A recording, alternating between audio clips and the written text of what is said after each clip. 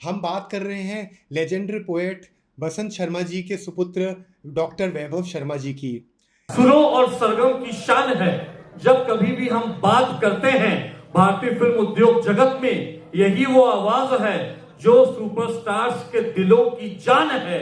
और 1947 के बाद में हमारे खूबसूरत भारतवर्ष में इस सुनहरी आवाज ने बनाया है अपना खूबसूरत रूह को जीतने वाला कारवां है। और दोस्तों, पद्म भूषण उदित नारायण साहब ही मोहब्बत और सरगम का नक्शा ए हिंदुस्तान है।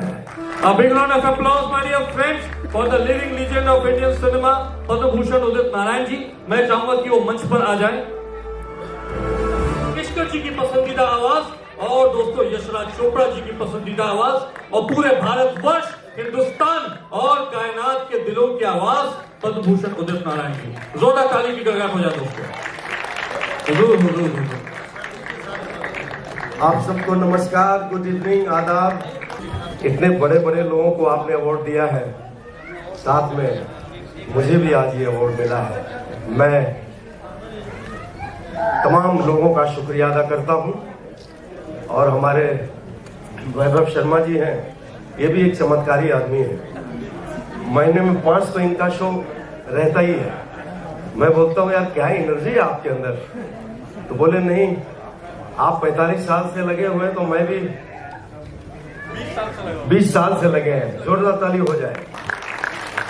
आदरणीय Lata ji, Nightingale of India, Bharat Ratna, इनको कहते थे जुबान का बादशाह। मैंने सुना कादर खान साहब, वेटरन एक्टर, और आदरणीय अपना जगजीत सिंह जी, क्या तारीफ करते थे इनके, मैं बता नहीं सकता, बयान नहीं कर सकता। तारीफ के काबिल है आप, तो बस जोरदार ताली और हो जाए इनके लिए। और मैं बस more than 45 years I have been entertaining you all. आप सब लोगों को 45 साल हो गए अपनी आवाज से, गाने से आप लोगों की सेवाएं करता आ रहा हूं। Thanks to Bollywood and thanks to my audience and of course Almighty God, माता पिता का आशीर्वाद।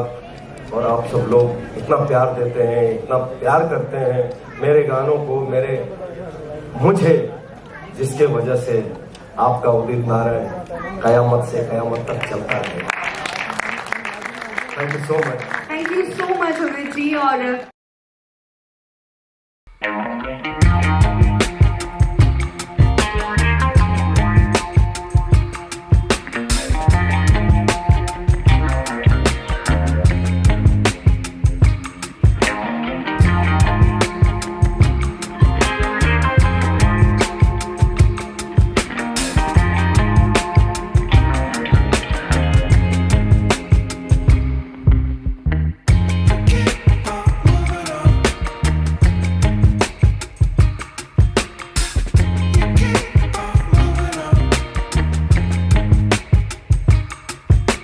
दिल की बात अगर मैं कहूँ, लता ताई के बाद अगर कोई भारत रत्न के असली हकदार हैं तो उदित नारायण जी हैं।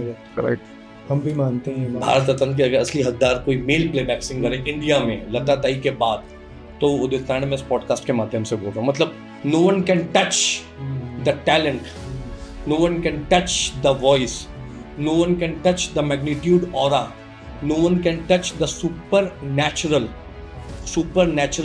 personification, and no one can touch a larger than life super singer personality of smiling sunshine, Udit Narayan. He is a smiling sunshine। वो मुस्कुराता हुआ वो सूरज है जो अपने सरगम की रोशनी से पूरी की पूरी दुनिया को जो सराबोर कर दे, वो उदित नारायण है। फिर बाकी सारे गाने इनके थे, पर मैं नहीं लगा फिल्म फेयर तो आप ही के गाने। हाँ, अरे क्या बात, अच्छी बात। हम भी बट क्या हुआ था, क्यों नहीं मिला होगा? लेकिन can you believe, Lata ji इनको बोली, शायद ये इतना क्लियर नहीं बोलेंगे, इन्होंने तो बोल तो दिया। लता जी बोली वो गाना उदित से गवाया ना, तो यश जी और लता जी दोनों मिलके बोले कि भाई वो गाना उदित का ही होना चाहिए। मुझे अभी तक याद है लता जी बोली फर्स्ट हाफ में हीरो के लिए उदित ने गाया है ना, वो गाना भी उदित से ही गवाना। लेकिन ठीक है, दाने दाने पे लिखा है खाने वाले का नाम। हीरो में अगर उदित जी हीरो में एक और हीरा होना तो चुनना मुश्किल होता है। But I am just imagining कि क्या साउंड होता वो आपकी आवाज में। क्या बोल रहे हैं? मैंने बोला I am just imagining, you know, आज तो हो गया है बट अगेन उदित जी का वो वर्जन एक लाइन हो जाए वो अगर आपकी आवाज में। तुझे देखो, हाँ, तुझे देखा तो ये जाना सनम, प्यार होता है दीवाना सनम। कौन सा स्केल है? जी माइनर, तुझे देखा ई माइनर,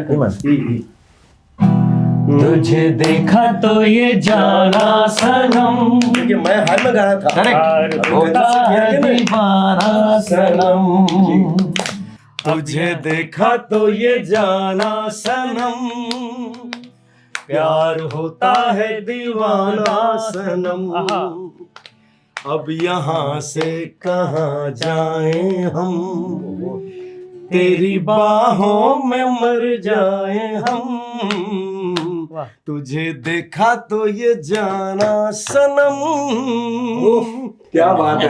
रिहर्सल आपने खूब जबरदस्त की होगी कि आज भी ये गाना याद है। नहीं याद भी है, और देखिए मैं तो पहले इससे ऊंचा सुर में गा रहा था। कौन सा था इसका? नहीं एक्चुअली हम लोग जब सुनाते थे जी माइनर में सुनाते तो लता जी के लिए इस स्केल में गवाइए। तुझे देखा तो ये जाना सनम, प्यार होता है दीवाना सनम, तुझे देखा तो ये जाना सनम, प्यार होता है दीवाना सनम, अब यहाँ से कहाँ जाए हम, तेरी बाहों में मर जाए हम, तुझे देखा तो ये जाना सनम। अरे जी अभी भी अगर आपको फिर से करना है देखिए सिंगर तैयार है। 2.0 वर्जन हो जाए, 30 साल कंप्लीट हो रहे इस साल डीडीएलजे के, आई थिंक 2.0 वर्जन तो बनता ही बनता है। अब मन्नू क्या करेगा से टाइटल बदल करना पड़ेगा। ललित जी क्या करेंगे? हाँ अभी तो मन्नू पर आते हैं जरा। जब आपने शुरुआत की थी, जो 11 दिलदारा से, जो जीता वही सिकंदर, एक फ्रेश साउंड लेके आप आए थे, फ्रेश वॉइस लेके आए थे। आज इतने साल हो गए सर, बट स्टिल जब मैंने पूरा एल्बम सुना, that freshness is there, how do you manage to do that thing? वो एक आता कहाँ से? क्योंकि एक बहुत ही डिफरेंट टच है आपके म्यूजिक में। Mr. Tom Alter support also. Correct. Because without the support of Mr. Tom, I don't think I would have been able to stand in this kind of platform and I can explore my thought process like a flowing river. So credit goes to Mr. Tom. There will be no doubt about that. Yeah, actually, I love you, Mr. Tom Alter. Whenever in the surmountable clouds in the heaven, your soul will be there. From this broadcast, I want to say this thing. You are truly Indian in terms of knowledge. You are truly Indian in terms of poetry. You are truly Indian in terms of commentary. And you are truly, truly, truly Indian in terms of expressing your views for the betterment of human mankind and for the betterment of Indian cinema. I love you, Mr. Tom. I really love you. Yeah. Padma Shri Tom Alter साहब की इनकी तरह पूरा का पूरा नक्शा हिंदुस्तान बनो। Global Personality of Bollywood Award goes to Padmashri Tom Alter ji. जोरदार तालियां हो जाए दोस्तों। देखिए वैभव शर्मा जी मैं क्या तारीफ करूं। एक शायर ने कहा था बहुत पहले, संस्कृत का समीर गाते हैं उनके ख्यालात के तौर तमीर है। उन्होंने कहा कि हुनर तो कोई नहीं कदरदान अमीर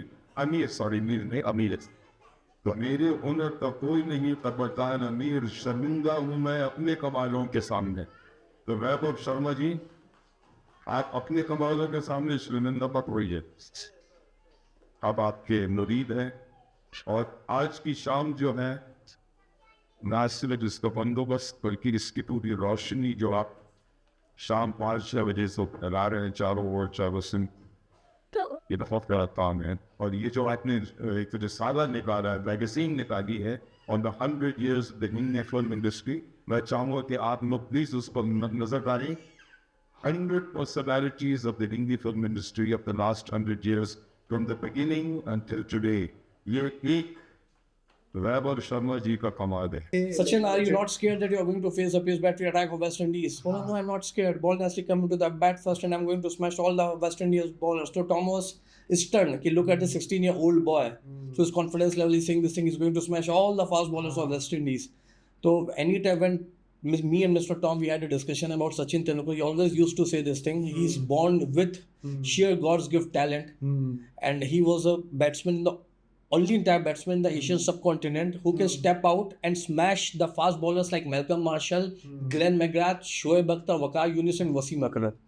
In the era of Sachin, no fast bowler can think of that if we are going to give him 3 deliveries into different corners, he's going to smash down all the fast bowlers into different corners of the cricketing field or the cricketing ground.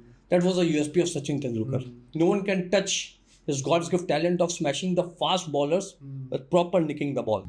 Sachin, you must be getting tired now of people asking you questions and giving interviews or what? Oh, I think this is just start. You started it. It's part of being a cricket star also. So you'll get views. If you get selected to go to the West Indies, you'll be happy about that, or you think you want to wait a few years? No, of course, I'll be happy. This is the right time to go. Yeah.